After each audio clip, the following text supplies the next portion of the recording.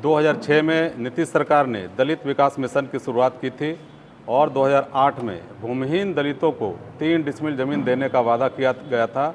अब तक केवल 2,34,000 दलित परिवारों को ही ज़मीन दी गई और उसमें भी 1,20,000 परिवारों को ज़मीन का कब्जा नहीं मिला। इसका जवाब दे सरकार।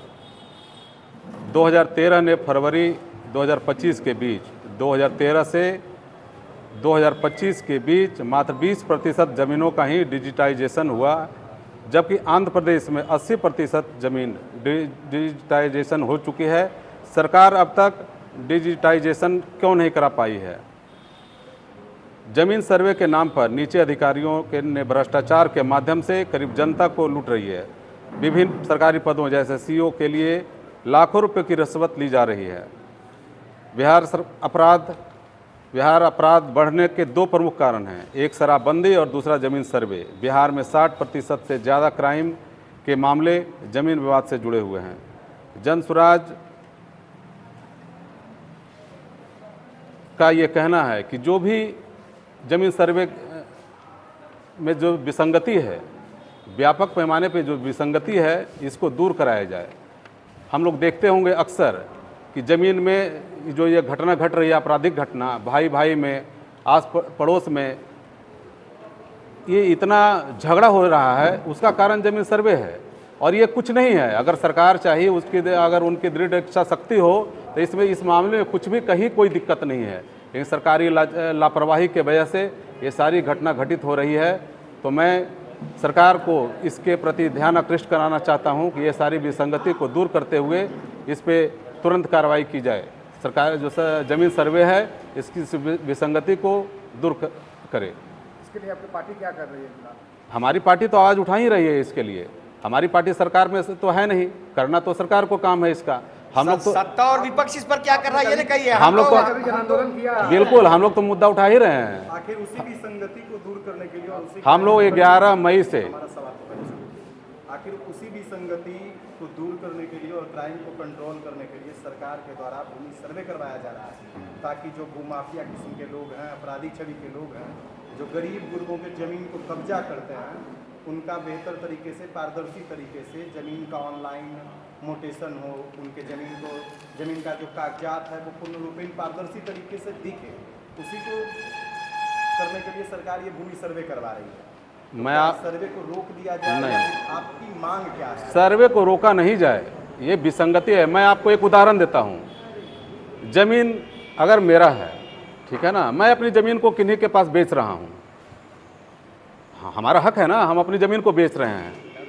होता क्या है कि मैं किन्हीं पार्टी को ज़मीन बेच दिया और वो जब म्यूटेशन में जाते हैं तो दूसरे जो दबंग लोग हैं वो ये कहते हैं कि नहीं, इस ज़मीन पे मेरा कब्जा है, इसका म्यूटेशन नहीं हो। आखिर ये कैसा तर्क है? हम अपने ज़मीन को किन्हीं को अगर बेच रहे हैं और अगर ये सरकार हमसे ये कह रही है कि नहीं कब्जा नहीं है, तो कब्जा दिलाना किसका काम है? ये सरकार का काम है। और वो इस परिस्थिति में जो ज़मीन 100 रुपये की ज़मीन 2 रुपये में उसको बेचना पड़ता है गरीब लोगों को। ये तो भारी विसंगति है। आपको पता है कि कागज़ अगर मेरा है, ये ज़मीन मेरा है, तब इसमें त्रुटि कहाँ है? आखिर उसी चीज़ को दूर करने के लिए सरकार ये योजना लाई? नहीं, ये कर नहीं रही है ना, योजना तो ला रही है, लेकिन जो चीज़ मुझे दिख रहा है कि यही सही है, आप उसको मानने को तैयार नहीं है, तो कैसे आप विसंगत? आपकी इच्छा शक्ति नहीं है उसको सही करने का। सही तो है कि मेरा ज़मीन सब कुछ दिख रहा है, ऑनलाइन हमारे नाम से है, खतियान मेरे नाम से है, और उसके बाद कह रहे हैं अगर दबंग लोग कब्जा कर लिया तो कह रहे हैं कि नहीं, जब तक इसका निपटारा कोर्ट से नहीं आएगा तब 20 साल कोर्ट का चक्कर लगाए तब उसके बाद निपटारा होगा।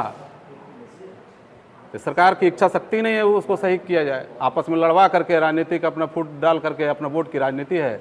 इसके लिए ही ज़मीन सर्वे का नाम तो दे दिया गया कि करा रहे हैं सर्वेक्षण, लेकिन वो धरातल पर कुछ है नहीं। भारी लूट है। आप ऑनलाइन करने के लिए जाइए या किसी चीज़ के लिए जाइए भूमि सर्वे में, आप देखिए कि कतारबद्ध तरीके से सैकड़ों लोग भूखे प्यासे सवेरे से लेकर के शाम तक लगे रहते हैं, लेकिन उसका कोई निपटारा नहीं होता है।